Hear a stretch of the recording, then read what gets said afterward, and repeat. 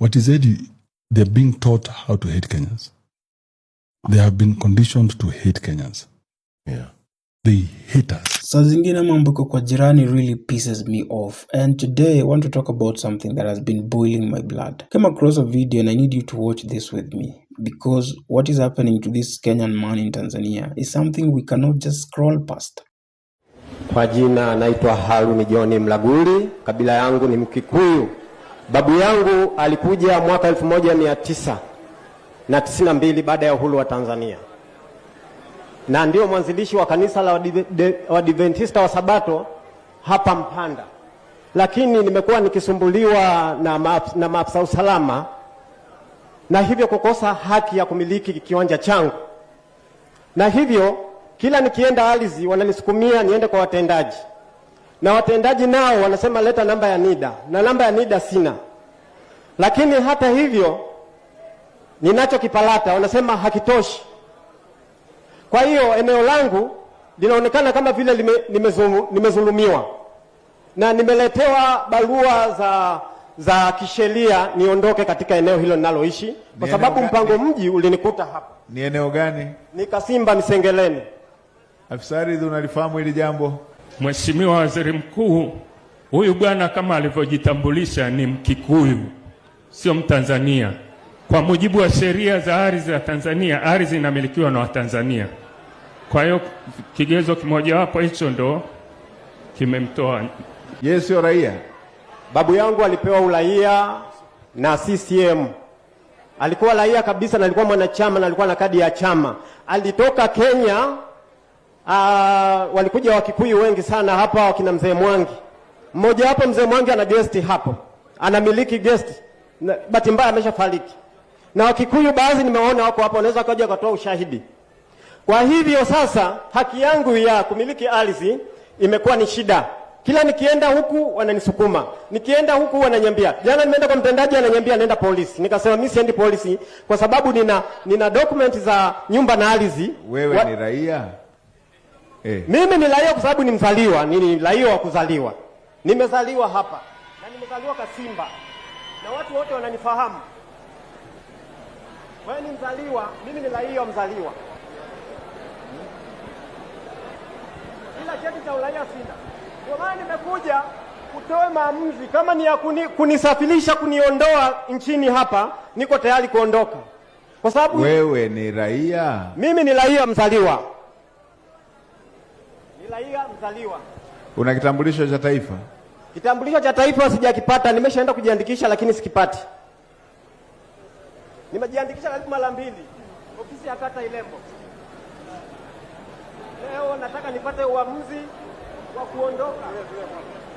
Kwa mujibu wa sheria zetu za uraia za Tanzania, mtu hawi raia kwa kuzaliwa katika ardhi ya Tanzania. Did you see that? Did you see that? A prime minister, a old prime minister, interrogating a man about his identity. A man who was born in Tanzania. A man who has lived there in his entire life.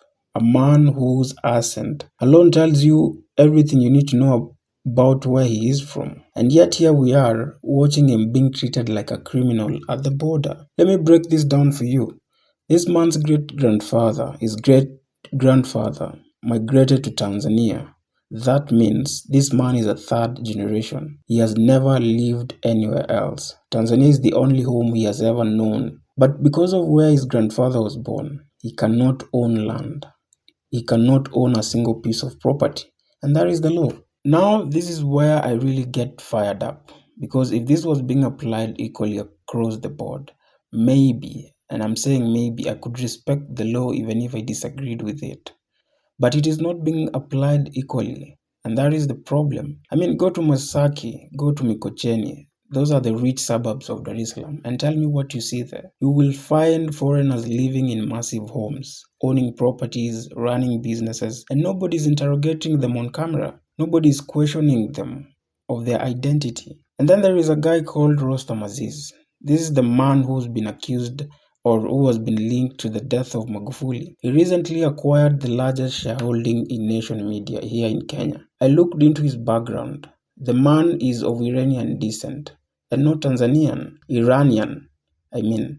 Yet he is one of the biggest businessmen in Tanzania, almost certainly owns multiple properties and carries a Tanzanian passport. But for our Mlalahoi from Kenya, he's been denied because his grandfather was not rich enough when he crossed the border. This is not a constitution. That is a class system dressed up as a constitution. And the hypocrisy does not stop there. Remember Jago when he was member of parliament for Starehe? There's a time he came out and made remarks about Tanzanians to be evicted from Gikomba market. The outrage from Tanzania was immediate. He had to come out publicly and apologize. But when a Kenyan is being humiliated on camera by a sitting prime minister, there is silence. Also, let us not forget this. Kenya has been one of the biggest markets for Tanzanian music. Before Diamond Platnumz was selling out arenas globally, he was selling out venues in Nairobi. Tanzanian artists have made a serious money from Kenyan fans. More, I would argue, than any other Kenyan artist has made in the Kenyan soil. And this is how they treat us. Meanwhile, here in Kenya, we have black Americans, people repatriating from the United States and even the UK, buying land, building homes, planting food, and living in their best lives. Like there is a lady called Kelly Rogers who owns land in a wildlife conservancy, and nobody has gone to her gate to question her about her identity because Kenya understands what it means to be welcoming. I'd wish Musalia Mudavadi watches this video and his entire Ministry of Foreign Affairs, because this is not a small matter. This was recorded on camera in broad daylight. Now ask yourself, what is happening to Kenyans in Tanzania where there are no cameras? Bring this man home. The Kenyan government, I believe, has enough land. Assign him some piece of it and let him live in dignity. He should not have to beg for belonging in a country that has known him for his whole life. I posted this story on my X, formerly known as Twitter, and this was one of the comments from Tanzanians. And this one, he believes that if you try to give a foreigner citizenship, it's equal to a curse.